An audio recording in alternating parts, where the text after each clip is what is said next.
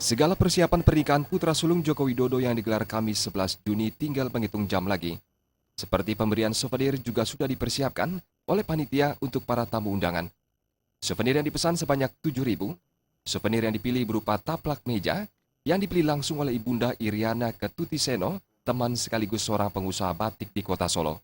Souvenir yang berbentuk taplak meja ini bernuansa batik Sidomulyo yang memiliki arti kemuliaan, dan souvenir ini didominasi dengan warna coklat.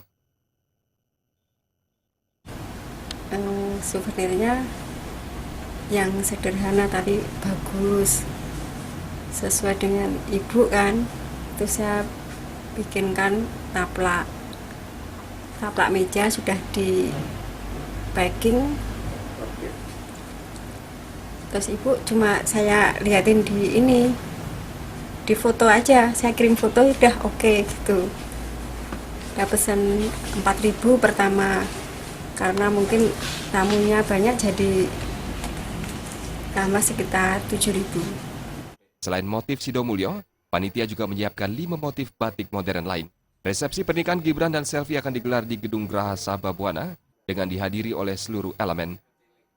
Dan saat ini saya sudah memegang souvenir yang akan dibagikan kepada tamu undangan ataupun kerabat yang hadir dalam prosesi pernikahan putra pertama Presiden, yaitu Gibran dan juga Selvi.